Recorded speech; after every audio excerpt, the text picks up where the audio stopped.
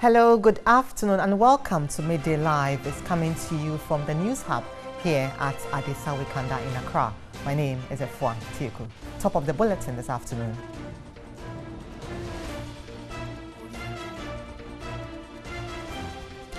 "90 foreigners arrested for engaging in illegal activities in Medina, Accra. 23 suspects arrested at Enureso over robberies in the Kwewu enclave.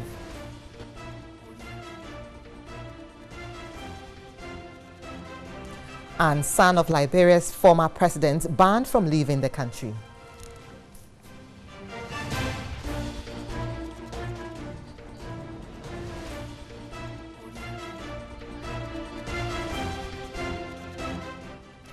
We do have more in the next 1 hour. To stay with us. Now, in our very first story, the collapsed bridges in some communities in the Bongo district of the Upper East region is making it very difficult for farmers to transport their farm produce to market centers. Now, here's a report by Tanko Mohammed Rabiu. Farmers rely on the Akoyanga Bridge in transporting agricultural produce to the market. Residents of the adjoining communities have also been rendered immobile following the collapse of the bridge. This dire situation has prevented access to Bongo, the district capital. This bridge collapsed in 2014, and since then farmers have had difficulty in transporting their farm produce to other markets. And if you look at the Akawanga market, it's one of the biggest markets in Bongo. But because of the absence of this bridge, people are not able to either extend their goods to other markets or even come to trade with the market here. And this is affecting our project seriously. Some affected natives express their frustrations.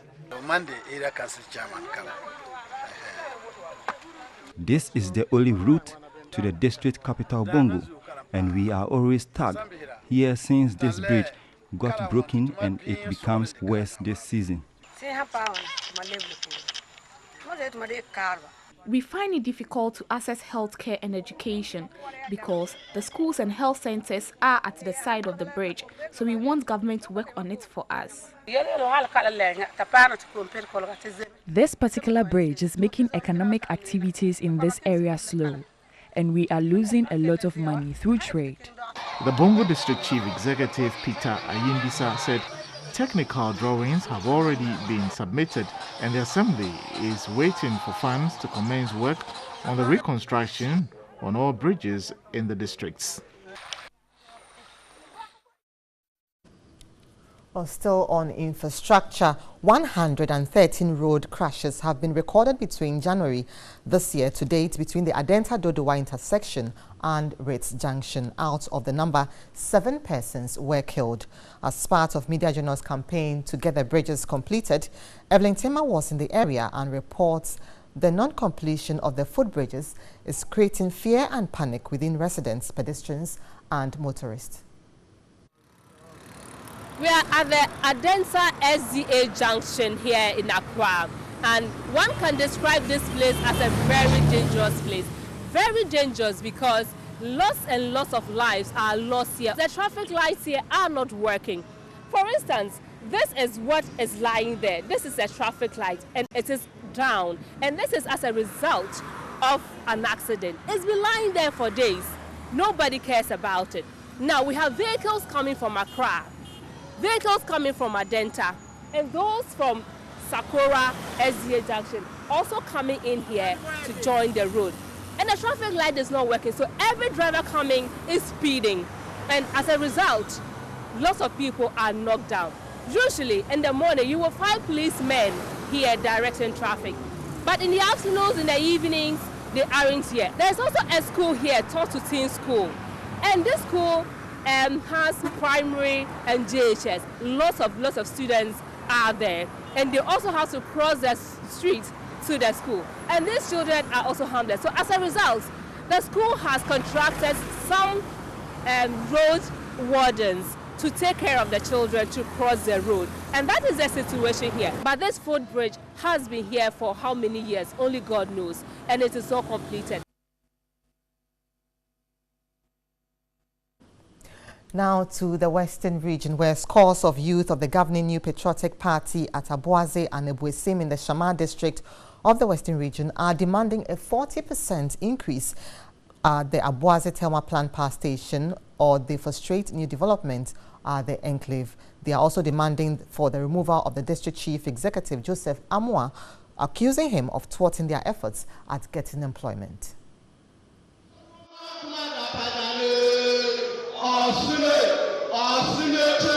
The youth of Aboase and Aboase had earlier this year besieged the construction sites of Amandi and Metka and vandalized their properties, accusing them of reneging on their promise to employ them. More than 10 of the workers were injured in the attacks. After several discussions, however, calm was restored and an agreement reached between management of the two companies, opinion leaders of the two communities, and officials from the Shama District Assembly. With that consensus, the chief of Aboase, Nana Kwabena Atom III, set up an employment committee.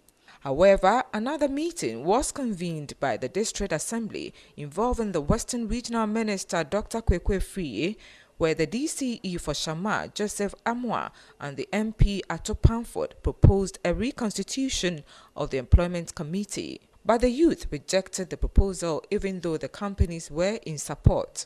Addressing a press conference on Sunday, September 16, an NPP polling station executive at Aboase, Isaac Kofi Afo, insisted the DCE will not serve their interest should he be made to spearhead the employment drive in their communities. Today, any labor the companies within Aboase they want or they need, we have them. Be it electrician, mechanics, safety, personnel, civil engineers, welders, what are all that? Because now we have graduates in the community. Initially, they thought that we don't have such people here, and now we can speak on authority that the community has been able to, the two communities has been able to produce medical doctors of high input, lawyers, of course, and this is the time to be giving the opportunity to our graduates and our artisans. An opinion leader and chief advisor to the chief of Aboase, Nana Kwabena Atom III, called Menano, indicated Aboase and Aboase have been coexisting peacefully since 1998 with other companies and questioned why things are different under Amandi and Metka. Called Menano indicated Aboase and Aboase have been coexisting peacefully since 1998 with other companies and questioned why things are different under Amandi and Metka. Oh yeah, to see there, Sabu, be who probably did now Cromay and Banny Beatty. A more will crow him and see here be here. A more crow him and here be one yet. Yet the man of there, a fee, never empty no in this and one back. Yako Shama. A new bank hopefully or Yakashi Moho, MP Wamba, say you and the madam catch your plane that Mara, and Madam Assissia, and no calling Jamie the Midday Fiadache. Samama Birodo, no day may be one, and Jamisha Blaster at the road, prison yard. However, speaking on Takrady-based Connect FM, District Chief Executive Joseph Amoah urged the youth to remain calm as he has their interest at heart.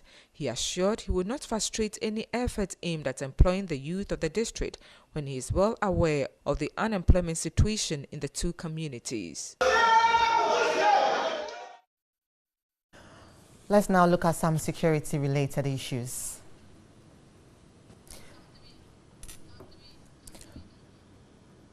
Now, some 23 suspects have been arrested at Enyurenso in their front plains in connection with recent robberies in the Kwewu enclave. Their ages ranges between 18 and 70 years. Police information indicates an operation team arrested the suspect at their hideout at Enyurenso in the eastern region.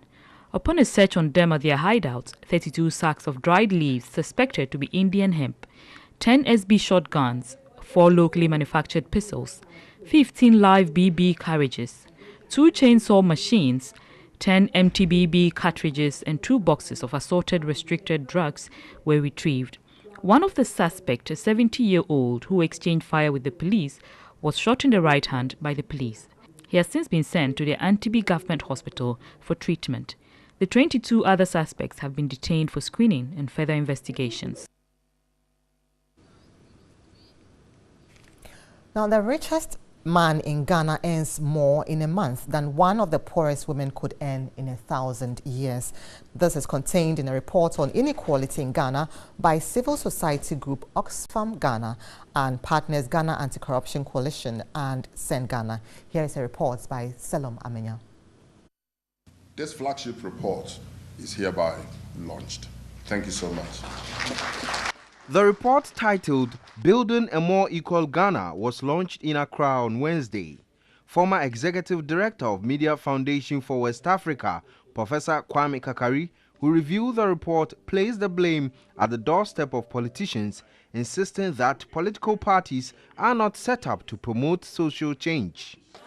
If you listen closely to them, to the political parties and their agents, you hardly hear anything concerning programs to change the system that we live in. They keep maintaining the system, using the system to the advantage of individual elite members in the parties, and so on and so forth. The report further states that the share of wealth owned by the poorest 60% declined from 35% in 1998 to just 30% in 2012. It also estimates that nearly 300,000 more men, women and children could have been lifted out of poverty had wealth distribution been fairer. 5 key drivers of inequality identified in the report were poor financial management, poor public services, gender inequality, corruption and political capture, as well as low wage levels, which revealed 20% of working Ghanaians are poor. The report highlights huge geographical inequalities, indicating that only 26% of the poorest girls from the northern region finish primary school compared to 90% of boys from the richest 10% of the population in Accra.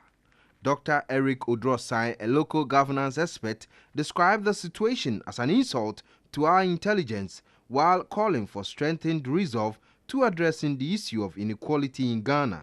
That is why I'm calling on all of us to hold politicians accountable and ensure that parliamentarians put the executive on its feet so that they will prepare budgets that are socially inclined, budgets that respond to the needs of the average Ghanaian, budgets that ensure that the inequality gap is bridged.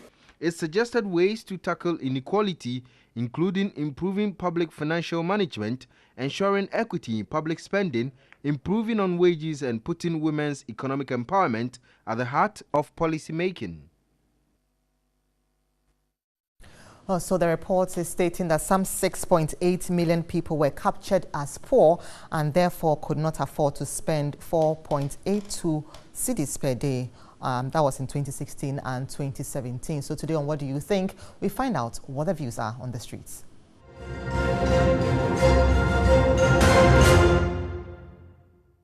6.8 million Ghanaians live in poverty. This figure has been revealed by a Poverty and Inequality Trend Survey for the period of 2016 and 2017. So 6.8 million Ghanaians cannot afford to spend 4 cedis 82 pesos daily. What do Ghanaians think about these statistics? Let's find out on What Do You Think? If we've done something all these years and it hasn't worked, then we have to do something different. It means what we are using to improve the life of the people is wrong. We claim you enable business, so business will create jobs. But do they pay well? Or they make more money for themselves? The only places that I know have changed the dynamics of society in large volume are places where they did it by revolution. And nobody wants to hear the word revolution in Ghana. I think jobs must be created.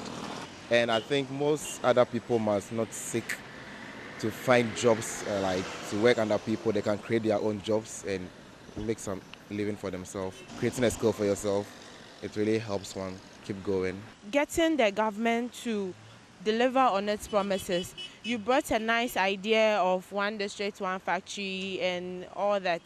But as of now, the citizens are not seeing the Yes, the implementation, and let the implementation be felt on the ground, not just paperwork and thinking, because you hear them saying that the economy is good, mentioning figures, but on the ground you are not feeling it. We don't believe in figures. We believe in feeling what you are saying in our pockets. So if we depoliticize most of the things in Ghana, it will help, because it's like everybody is playing the blame game. But if we have a national policy that every politician must follow, that one will be the best. I think they have to increase the workers' salary.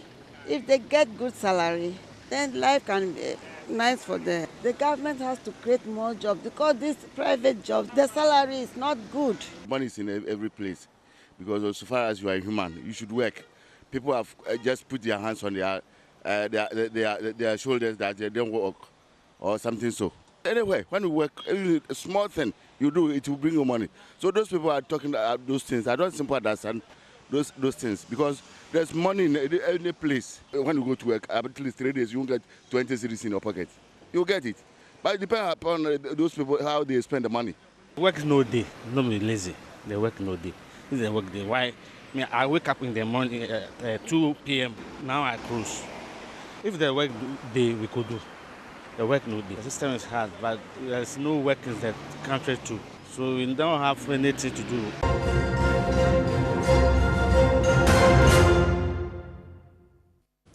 To throw more light on this issue is Abdul Kudus Hussein, who is the communications officer of the Ghana Anti-Coalition Campaign. Anti-corruption coalition, yes. Anti-corruption coalition. Yes. Thank you very much. You're welcome.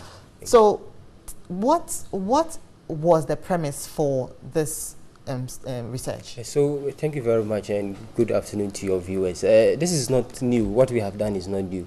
But what is interesting, if you read the report, is the fact that every sentence is referenced. So it means that we have really gone to the ground to reference all the facts, because we engage a lot of policymakers, done a lot of text studies, reviewed a lot of literature on governance, on inequality, to understand some of the issues. So we are looking at how we can use the information here to engage policymakers, because whatever we have here is not new, but the fact that we have been able to operationalize it and make it more factual is what we are looking at. And we think that if we have an opportunity to engage with policymakers, especially the government, because these things are not new, we have always heard of it, so it's important for us to do that. So let's look at this. So this particular research, tell us about the sample. What are their ages? Where did is it a nationwide research? Yes, this was a nationwide study done by the Ghana Anti-Corruption Coalition, Oxfam, and then send Ghana with funding from UNICEF. So basically we sought to understand and then review literature, like I said earlier, on some of the inequality challenges and some of the inequality studies that have been done, and to understand what is on the ground, and then to relate it to the current data we already have. And it's not, it's very, very, very, very sad, some of the figures we are hearing. And in your reportage, in your earlier intro, you made mention of how the richest man in Ghana, his income for a month, it takes the poorest woman 1,000 years to, and it's very sad. And also, if you look at the report, you identify that political capture, corruption is a main issue.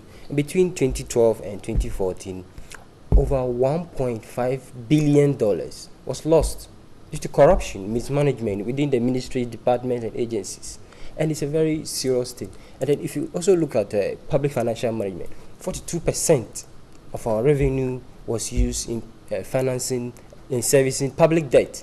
And that same amount, according to our estimate, could be used to provide very decent health care for people who don't have access to quality health care from now up to 2030 to meet some of the sustainable development goals. So these are some of the issues that we want to highlight, and we think that it's important for us to engage with so policy. According to the report also, it says that even within the poor, the gap has increased. Yes. What is accounting for this? I mean, policy, we have very bad policy. Our leaders do not take into consideration some of the issues, especially social protection policies for our people. So for instance, if you look at LEAP, LEAP is one of the very current social protection policy that the government has come out with. But if you compare LEAP, it doesn't have the international standard, and even within the region, the regional standards, it doesn't meet that standard. So there's a need for us to improve that process, to improve the LEAP,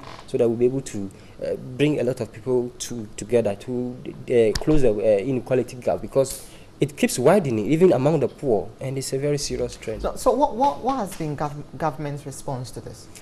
Government has not responded yet. Yesterday we were happy that Dr. Eugene Owusu, the President's Special Advisor on SDGs, was there. He was the one who launched the report, as you can see in your reportage. But we are hoping beyond this to engage government on some of the key highlights of the report. So, for instance, public service, public financial management. How do we improve it? Maybe there's a need for us to reduce our debt stock. Corruption. How do we ensure that there's no public capture and then corruption? And then there was an education in terms of health and also all other public services. How do we improve it? So we want to engage advocacy, do a lot of advocacy at that level to engage government to understand some of these issues so that they can take them up. Thank you very much, Abdul Kudus Hussein, for your time. You're watching Midday Live on TV3. Let's now take a look at our MTN video report for today.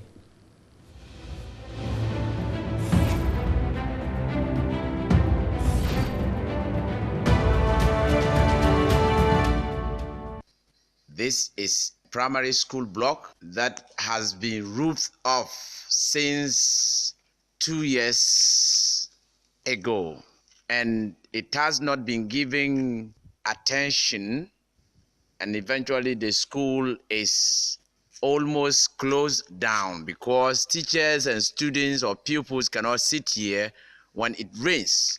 And in September, they are supposed to be in the classroom, yet it will still be raining. And this is not a school block that can accommodate people in a rainy season. It's Emmanuel Gulari reporting from Kwale Naswan in Yoyo Naswan district and Yoyo constituency.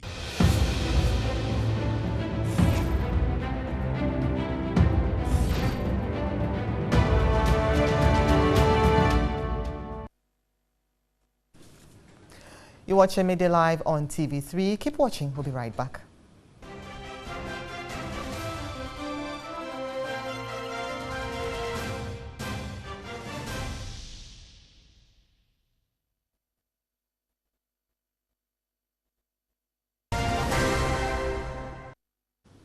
Welcome back. About 200 workers of Akosombo Textile Limited have been sacked, while the remaining staff have not been paid for the past 4 months. Spokesperson for the Coalition of Textile Workers in Ghana, John Kofi Abekan, has revealed. According to him, all efforts to get the salary arrears paid have been futile. They are therefore appealing to the government through the media to intervene. Mr. Abekan added that after a series of complaints against piracy, the government drew a roadmap that was expected to be implemented in September 2018. However, as the timeline was approaching, he said the government invited the textile workers to a meeting and revealed that the implementation of the roadmap had been forwarded to 15th October 2018.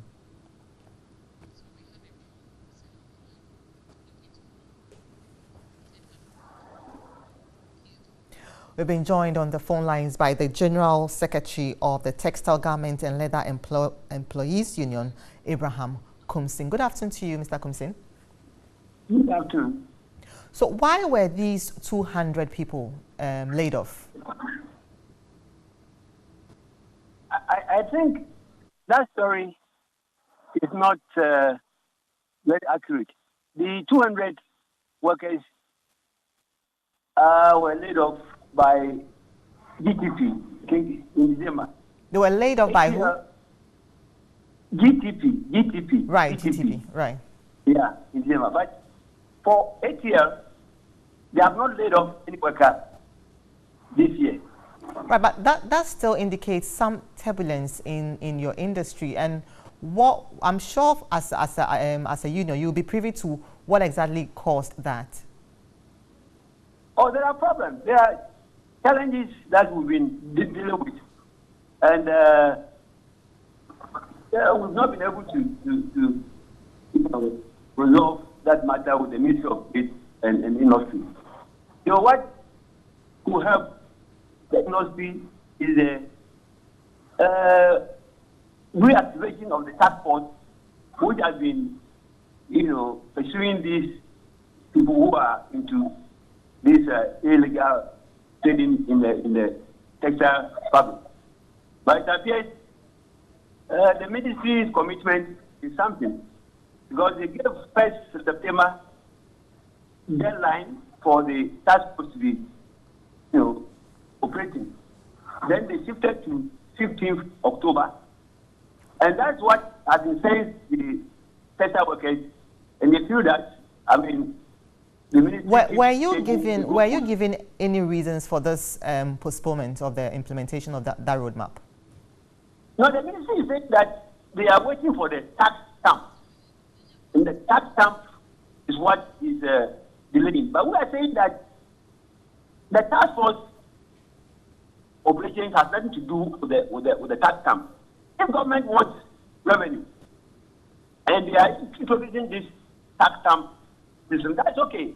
But that tax stamp is not going to deal with the pirating of the designs that the local manufacturers have developed. The tax stamp has nothing to do with that at all. It's about somebody who has copied my design. And I can see it. And I can know that, no, this one is not about tax stamp. It's about somebody stealing my design. And once we can prove that I own this design, why should I need tax stamp? Tax stamp is another regime, another activities that the government want to employ to get revenue. And we cannot stop it. Not until the tax stamp is introduced. Those who are stealing our designs should continue doing it. That's why we disagree with them. That's why ATL is facing problems. Because they cannot break even. The workers are in the house. They have not been sacked, but they are in the house. And they expect to be paid every month. Doesn't make sense to keep somebody in the house and continue paying the person for not working. That's the issue. So, Mr. Kumsin, what next for the textile industry? What? What next for the textile industry at this point? At the moment, I've done what I could, and the workers themselves have realized that if they don't, come in, their future will be so bad that, they may not be able to live. At the moment, as I speak to you, almost every week, HCL workers, they are dying almost on weekly basis. But the challenges that they are facing, it's better you move your team to go there and go and see things for yourself. They're suffering too much.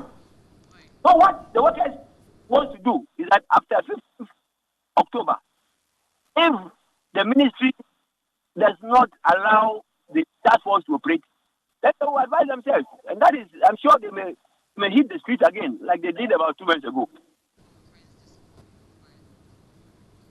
Thank you very much, Abraham Kumsin, who is the General Secretary of the Textile Garments and Leather Employees Union, TIGLU.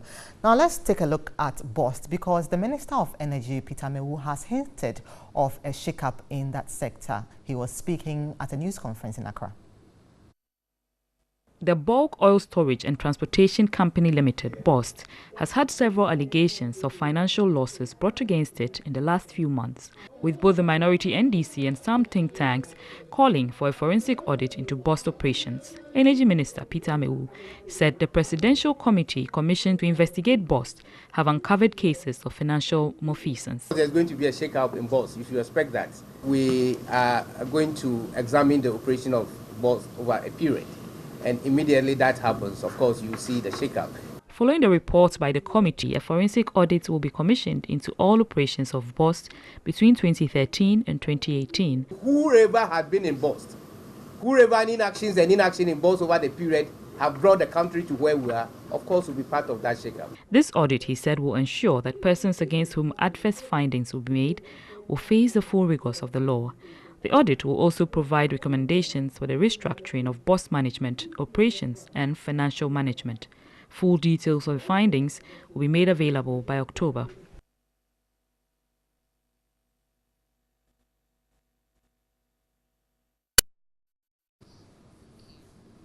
Now, some 23 suspects have been arrested at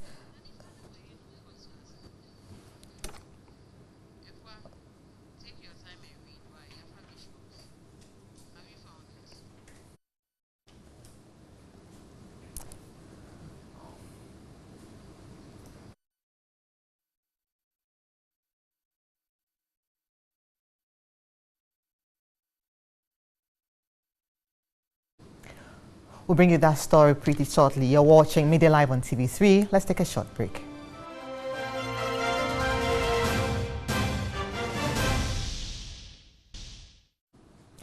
Welcome back. Now, TV3 is learning that 90 foreigners have been arrested by the Ghana Immigration Service for engaging in a series of illegal activities in Medina, Accra. They were nabbed this morning after a tip-off and subsequently a swoop.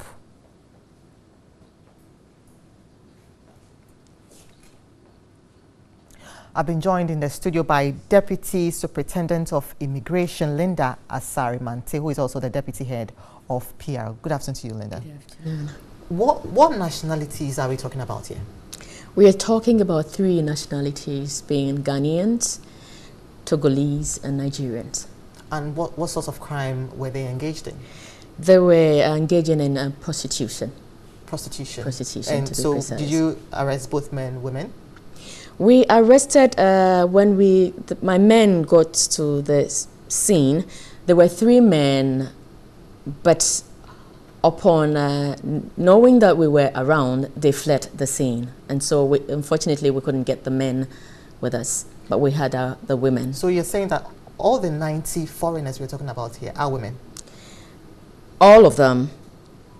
We're talking about 82. 82? Women. 82 women? Yes. Right. Initially, we arrested some men who were staff of one of the hotels, and then some were just workers, people who had their shops closer. Are you able to give the breakdown of the nationalities? How many? Yes, we had 9 Ghanaians, 72 Nigerians, and then 1 Togolese. Right. Yes. So what happens to them now? Are you putting them before the law courts? No, we're not doing that. See, because of their numbers, we have liaised with the Nigerian High Commission, since majority of them claim they don't have their documents, their passports. And so we have liaised with the Nigerian High Commission, and they have accepted to take their ladies home, as well as the Togolese embassy. With the Ghanaians, we are processing them handing them over to the Ghana Police Service for the due course to be taken. Right, so is this something that you are embarking on, as in get tip-offs and just go to these places and arrest them? Is that something you're going to continue with? It is something we are continuing. This is not the only one that we have done this year. There have been some, but it was on the minor side. But this is very voluminous, and so we're still on course. Our enforcement unit is doing its work and making sure that all culprits are dealt with. Thank you very much. Linda Asari-Mante is Deputy Head PR of the Ghana Immigration Service. You're watching Midday Live on TV3. And now, President Akufo-Addo has assured students and alumni of the university and unity halls of the Kwame Nkrumah University of Science and Technology that he will consult with the university's council to find an amicable solution to recent events affecting the 2 halls. The president gave the assurance when a joint delegation from the 2 halls were at the Jubilee House to present their petition to the president. Authorities of the Kwame Nkrumah University of Science and Technology at the beginning of the 2018-2019 academic year decided to convert the hitherto male-only halls to mixed halls, much to the displeasure of current students of the 2 halls. All efforts on the part of the alumni to get the university authorities to reverse their decision have yielded no results. Alumni of the University Hall, Katanga, of the Kwame Nkrumah University of Science and Technology on Friday, the 10th of August 2018, protested at attempt by the university authorities to convert the all-male hall to a mixed one. The petition appealed to the President to instruct the Ministers of Education and the Interior to institute measures to ensure that students can pursue their academic goals without fear of intimidation from the university authorities as well as from state and campus security personnel. It also asked that the Education Minister be instructed to present to the President and Cabinet a comprehensive proposal addressing the acute residential and academic facility challenges on campus, and lastly, an order for the reversal of the recent actions by the university to convert University Hall, Unity Hall, and Africa Hall to mixed gender halls. We are looking at ways and means of, addressing this problem, finally. So that is why we are here. We deal with the reality of what has happened. Yes. You've come here. Yeah. I wanted to thank you that you've taken this step to looking for a responsible way out of a problem that is worrying a lot of people in Ghana, understandably, I think.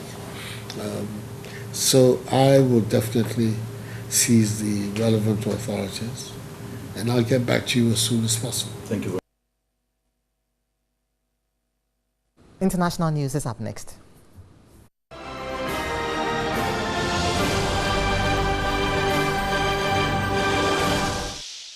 Liberia's government has banned 15 people, including the son of the former president, Ellen Johnson Sirleaf, from leaving the country while it investigates the alleged disappearance of tens of millions of dollars intended for the central bank.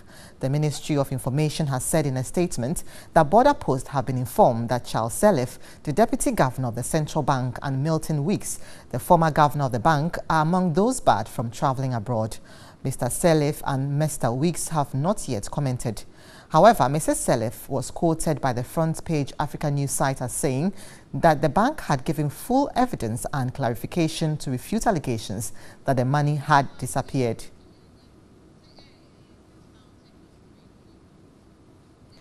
Up next is entertainment. Now, Success Music signed rapper Strongman's latest song titled Change urges patriotism from the citizenry to help build a better Ghana. The song, which frowns on corruption, challenges political leaders to give hope to Ghanaians and not to betray their trust.